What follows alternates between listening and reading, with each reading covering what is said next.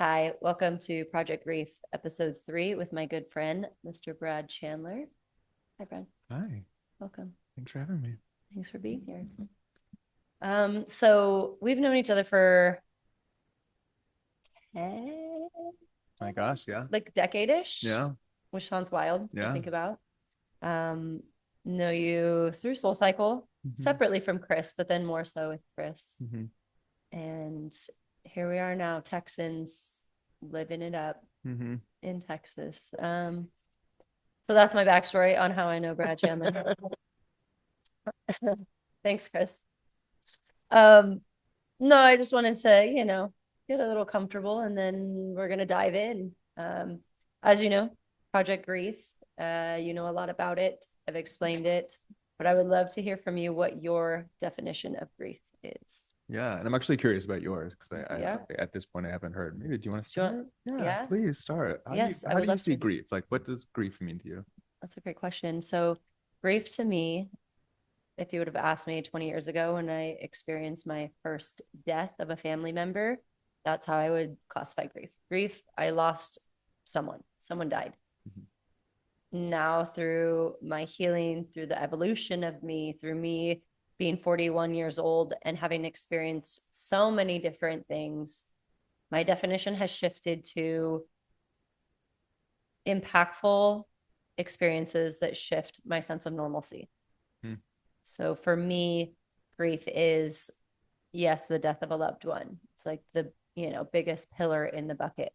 Grief also was me losing or choosing to leave a 15-year career, choosing to leave the state of California and move to Texas, um, coming out as gay and the former version of me grieving that. Like there's so many different types of grief that we don't always label as grief.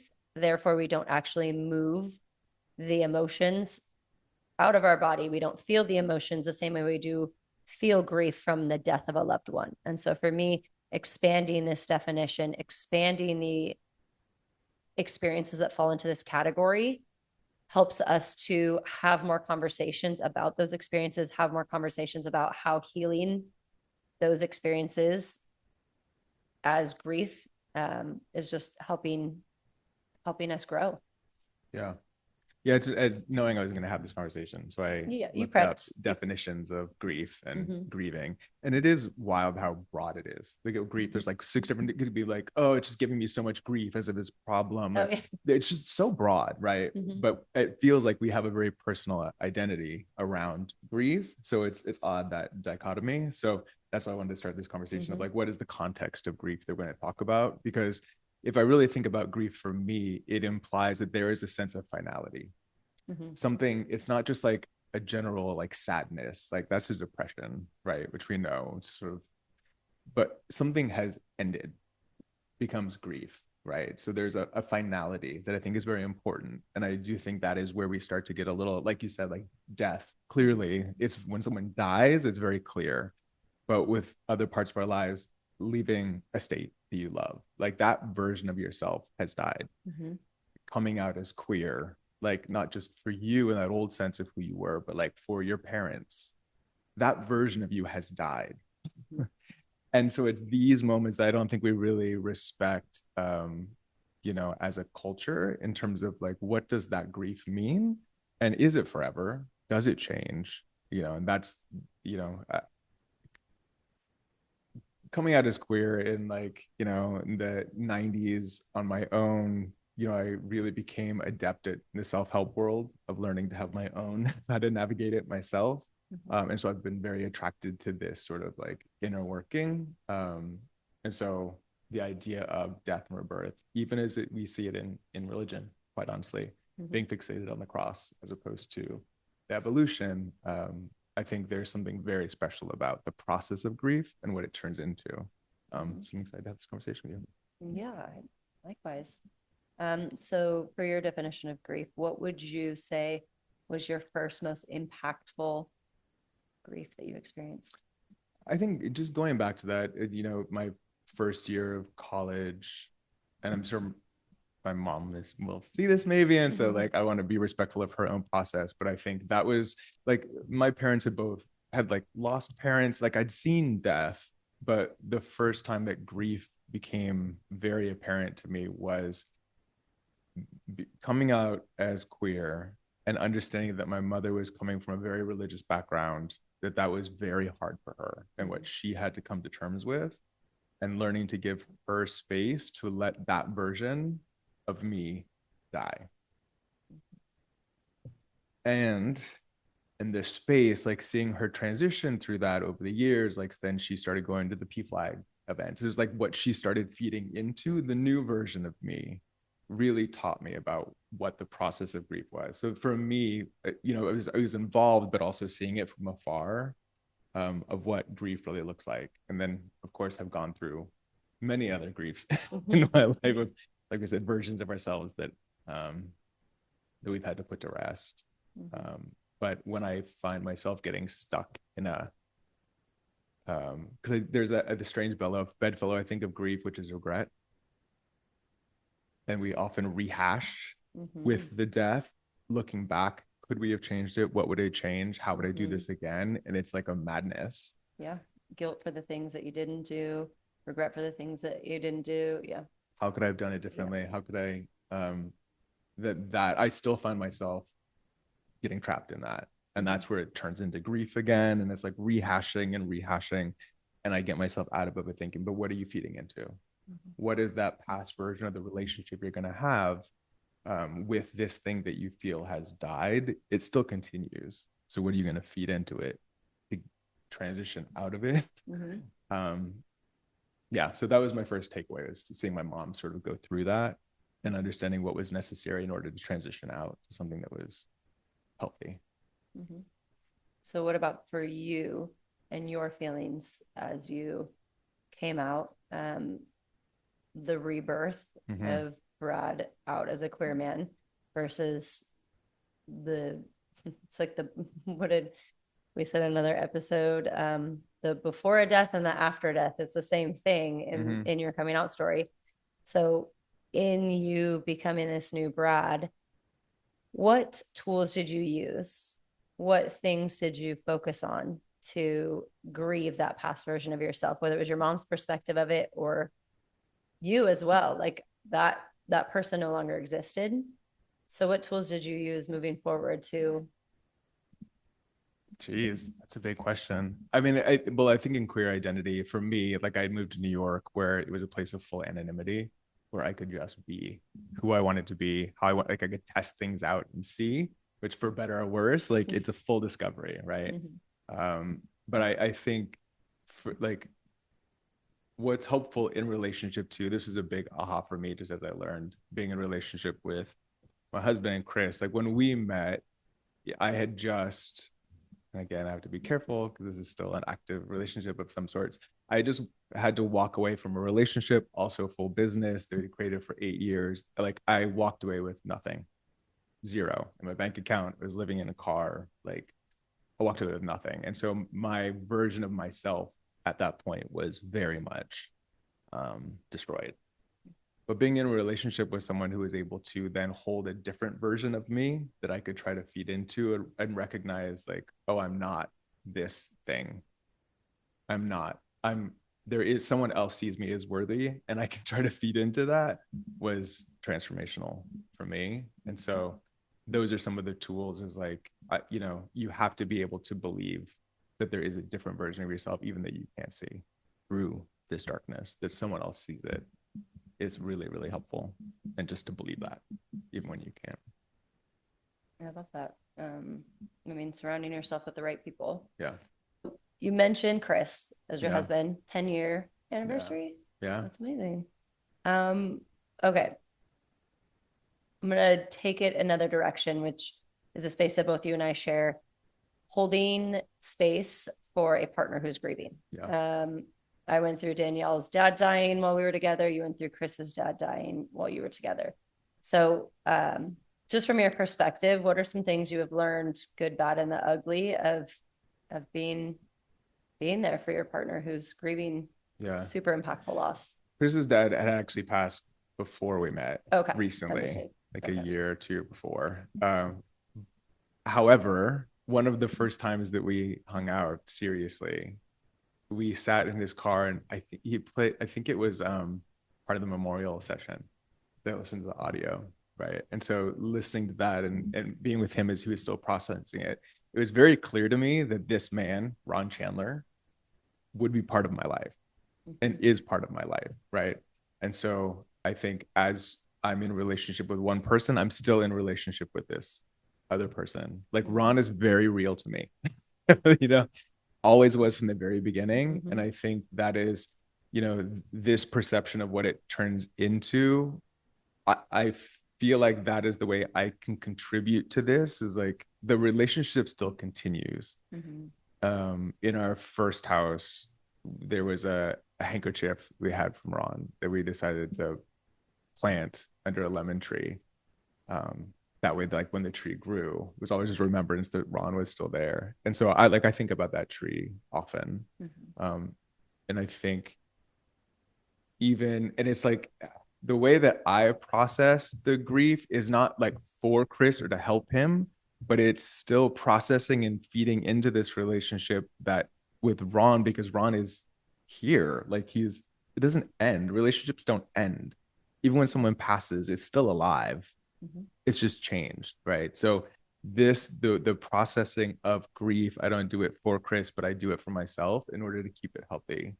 I think it's such like Americans, the Western view on death is a little different, but I think there are some Eastern philosophies that, in the sense, my first relationship that I had, he's Filipino, and seeing the way his family would, for meals, have a separate plate for their grandparents, that they put food out because they were still alive. They were still like alive. They were still present. And I always just thought that was so beautiful to continue the relationship. Because it's when we say like, oh, we grieve it and we put it away. It's foolish. Yeah. That's why Ron's still here. The grieving or the moving through grief. Oh, we got to move through grief. We got to, get through. And it's like, what through? Like what finish line? What Right. do you mean? It is just an evolution of the relationship. Just in different form. Yeah. I think you touched on a couple good things, like absolutely just keeping the conversation alive. I've noticed is like such an impactful thing to do for your partner, like keeping the legacy, keeping the stories. Like I know every single time we pass a graveyard, without fail, Danielle will say, you know what's happening over there. People are dying to get in there. Whatever the joke is that her dad, Dan, used to tell. And it's like the worst joke, right? But every single time she like waits and I'm like, I'm ready. Tell me the joke now, but it's like holding space for those stories, holding space for our partners to just share. Whether it is your husband, wife, whether it is like, a best friend or whoever it is that is a close person to you that's grieving. I think another beautiful thing you do is you really are not a fixer and a solver. You just let Chris be in his emotions and you just are there. That's something that was a learned behavior for me, because I was like, immediately, how do I fix this? How do I make her feel better? How do I solve this? And that was something I had to like break down. Like, why am I trying to fix it? This is not something that's fixable. It's not something I'm going to solve.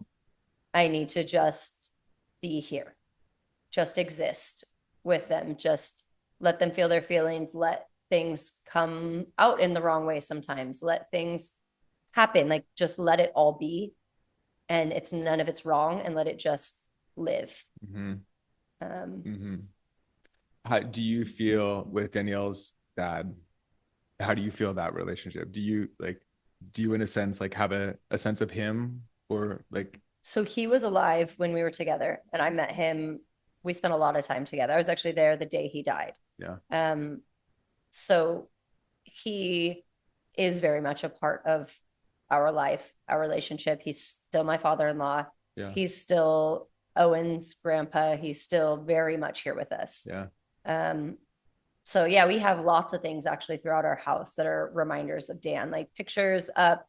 We've got Owen's got his Papa Bear that's here. Like there's not a day goes by that he has not talked about. Yeah. And in the same regard, she does that for me as well with my grandparents. I mean, I realize it now. I was like abnormally close to compared to other people. Like a lot of people are like, oh, grandparents, they're old, they die. Yeah. And my grandparents lived across the street and 4 houses down from my parents. So they raised me my whole life, just like my parents did. It was very much a village.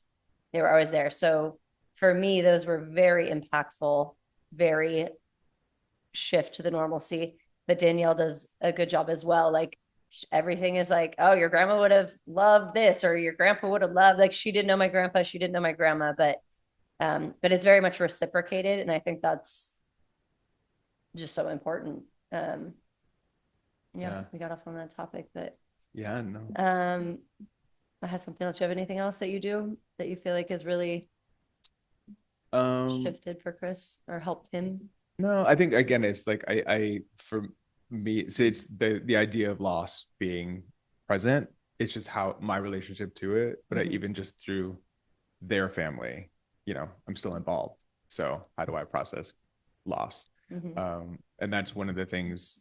Like Emily, his sister, is starting with this book that about loss and death, because I think it's interesting to engage it, because Mm-hmm. it turns into something else. The idea of this book, it's called Lost and Found. Mm-hmm. We're trying. Is it the right one? We don't know. But she'll read it first and go through and make her notes about loss, and then pass it to his mom to read through, make notes, highlight what's important about living through grief. Chris gets to read it because at a certain point, like Emily will pass, and she has 2 children who will also be trying to grapple with what it means to lose a parent. And so I think it's like this is about continuing the conversation, helps the people past us to then also learn something. Like how beautiful that would have been to have notes from Chris's dad, from our parents about what it meant to lose their parents, creating that little legacy thing. So it's things like that I'm just really drawn to, that I think it's hopeful to do. I mean, I wouldn't call that little things. I think that's a really, really beautiful, really impactful tool. I had never heard of it. Emily shared it with me recently, and that's why I was like, we were going to get to it at some point because I really wanted you to share that. But that is going to be such a special gift for the girls to have, is a book with not only their mom, not only their uncle, grandmother, their grandmother. Yeah. Like about losing the grandfather. Yeah. And it's such a beautiful way to teach about grief, and not just in okay, we are all going to die way. But it's going to be something that they're going to cherish forever. And is that idea of people continuing. Yeah. Because this is a book about people reflecting on someone that they've lost that is still present with them every day. Like it's that nothing dies. It's just our relationship to it changes as well. Yeah. Which I think is just beautiful. Like you never finish grieving. It's just everything keeps going. Everything, we're just moving with all of it. We're moving with the new relationship with people who have died. They're still alive in a different way. We're moving the emotions. Like everything is still just continuing. It's just in flow. And I do like, it's still going back to the original definition of grief. It's like the grief at some point does end and it just changes. It's just like it turns, because the grief then right. And so then what is it? Like I'm not a religious person, but there is an idea of like grief is focusing on the cross, whereas the thing turns into the rebirth, and so we go through, there is a period of time where we grieve, and we can stay in that, or we can then create something new with it and continue the relationship and let it grow. Rebirth. The moving with. I love that.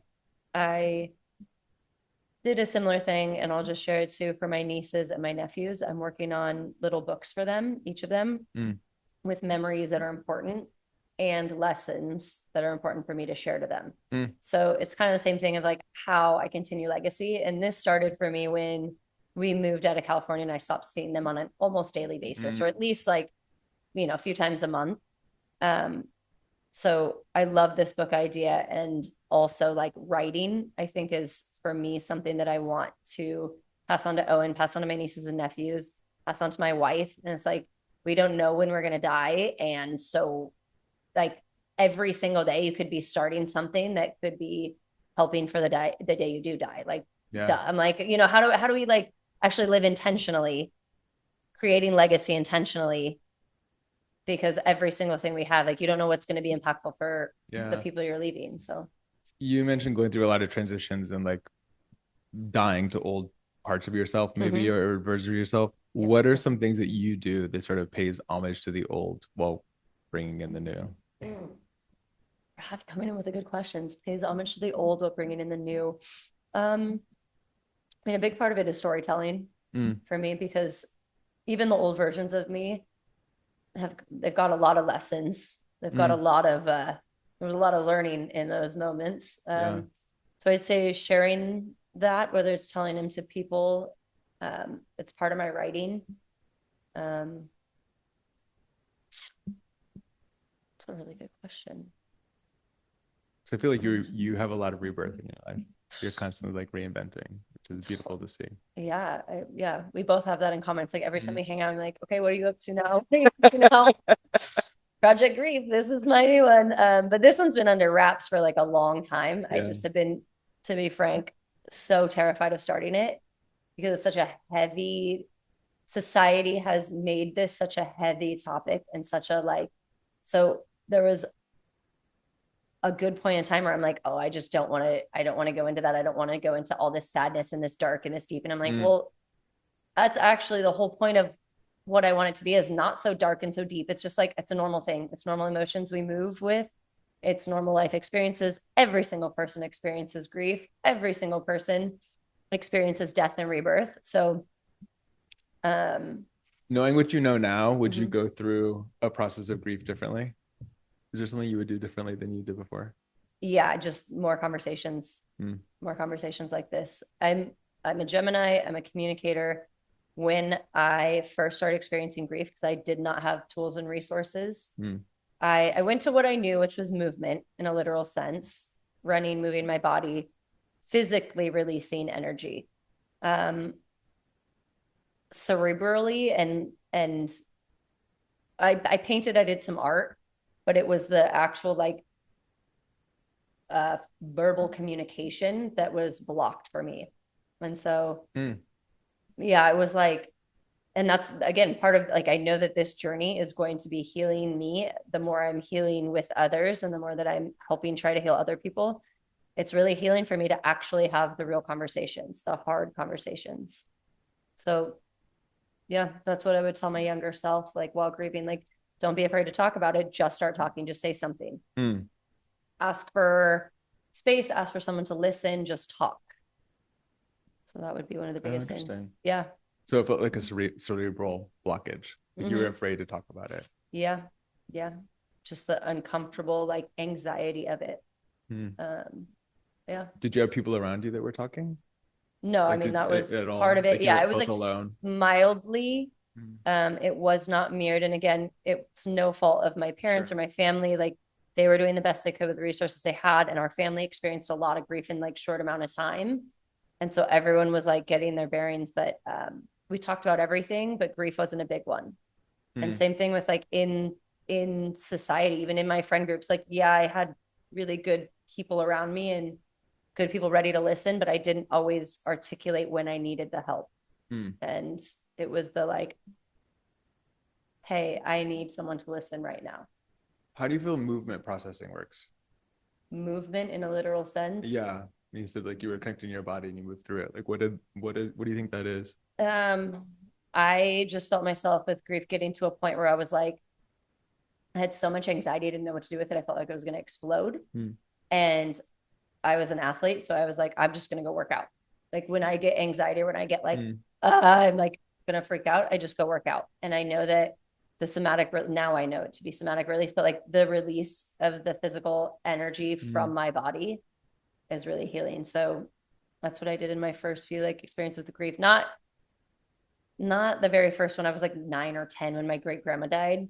Not then, but in my 20s when we experienced a lot of grief, that was it. I just went and ran, went and worked out, and I would immediately feel a little bit of like release, a little bit more calmness, more peace. And then I was able to handle my day-to-day life with a little Mm. bit more ease. Mm. Yeah. It seems like it would go hand in hand too, like the physical discomfort of movement as well. Like it's a challenging thing, especially if it's Yeah. like endurance something. It also gives you the mental capacity to say, okay, this is hard, but I can make it through. Yeah. I've actually said that in one of my classes recently at Rumble that I was teaching. I'm like, this is, we call this hard. We call the workouts the hard.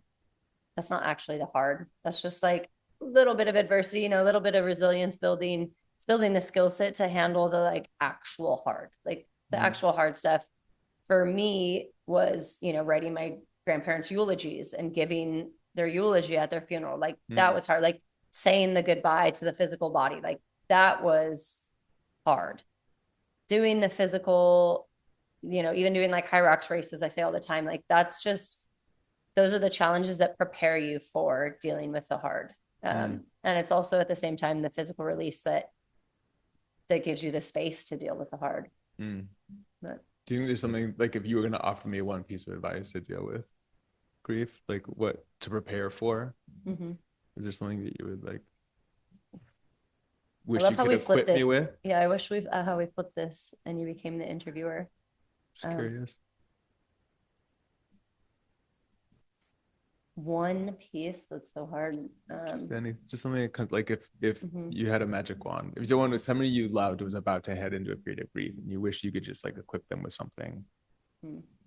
an awareness, a tool, something like what's the thing you just wish you could Mhm. give them to make it through? It's such a toss up between like maintain your habits. So for me, it's like sleeping, eating well, working out. Like Mm. my habits, journaling. When we experience grief, impactful grief, and it shifts our normalcy, usually that's the first things to go is our routines. Mm. And then our entire like world is shifted on top of like not having your daily routine. So it's a simple thing, but to me, it like makes a big impact. Mm-hmm. Um, but that one's kind of, that's still light. Magic wand, magic wand. I guess it would be just to feel your feelings and ask for help. Communicate what you want or need. Like feel your feelings, ask for help, and move your body. I guess it's three things. But Mm. do you have an answer Absolutely. to that question? I would love to hear if you have. So that's a really good question. I'm probably going to use it on future episodes. So thank you, Brian. I think it's for me the thing that I would want to remember and also just impart, if at all possible, is like this thing, this right now, this feeling that whatever you're about to hit will change. Like it's not the end. Mm-hmm. It's not like nothing's final. It will become something else. Like Mm-hmm. it will become, and it's hard now when it feels final, but it will change. And that's also beautiful. Because the whatever it is that feels like it will never happen again still is, even if it's an old version of ourselves, even if it's something we left behind that will never be again. There's a version of it that's still alive Mm-hmm. and it can always come back. And that's what we foster, you know. Even that version of me that I feel like somehow died in my 20s. But did it? Yeah, what parts Because of it are what's still alive? Yeah. Yeah. right. And Mm-hmm. so it's either like you're grieving this thing and then regret and rehash and like all this stuff, Mm-hmm. or but there's something, there. How are you leaning into it? So I think that's the piece I just would want to say is like that whole thing. There's something to also hold on to that will continue. Let that let that grow. Let that grow. Nothing is ended. Mm-hmm. I love that. Is there anything else you would like to share around this topic of just helping tools for other people who are maybe experiencing grief right now or potentially at any point? Because it can happen at the drop of a hat. Do you have any other tools in your toolbox that you've learned? I just have more questions for you. That's what. I mean, just your process of coming out and like the death of, you know, who you were prior, as opposed to, and if like family dealing with it, or just what that sort of rebirth has looked like for you. I mean, I would just say it was messy. Like most grief that I've experienced, it was messy. I came out to my mom first, and she was very taken aback by it. And it took her a little bit to exactly do that, to grieve the old version of me, who she saw me to be, and more who the future she saw for me. That's what I should say. Like, was grieving, like she saw a very vivid, she had visions for my future. And that's okay. That's what parents are supposed to have. And that died. And I did notice right when I came out, I was like, I'm not sure that was a good idea. So I kind of took back and closed off for a little bit.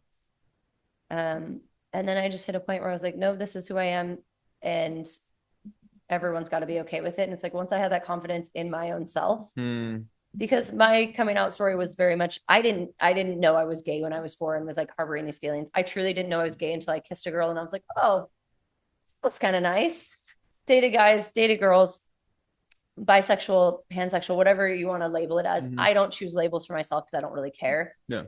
I fell in love with different people because of who they were. And so once I decided that I wanted to be with a woman, I was like, okay, yeah. So if you labeling me as gay helps you, great.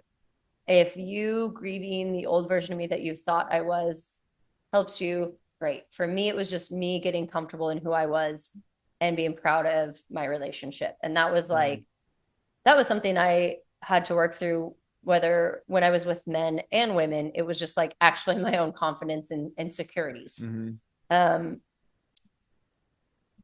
Did that answer your original question? What was your original question? Yeah, or just what that was like. I mean, it's such an interesting process too. Like, I'd love to use referencing, like, we have to hold on to the new idea of ourselves. Yeah, that's yeah, the true. important. That's the rebirth thing like, is like, no, but I can see it.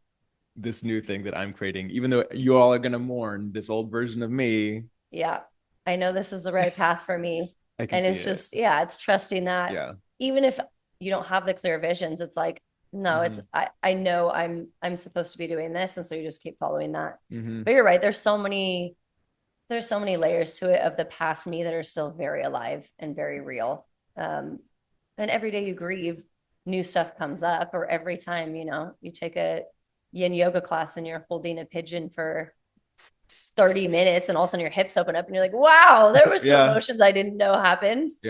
But yeah, I mean, rebirth is a very interesting thing. And I like that that's how you label it, because whether it's death of a loved one, or whether it's coming out, or whether it's switching careers, whether it's, leaving a 15-year relationship, like there's so many different rebirths we experience, but how you do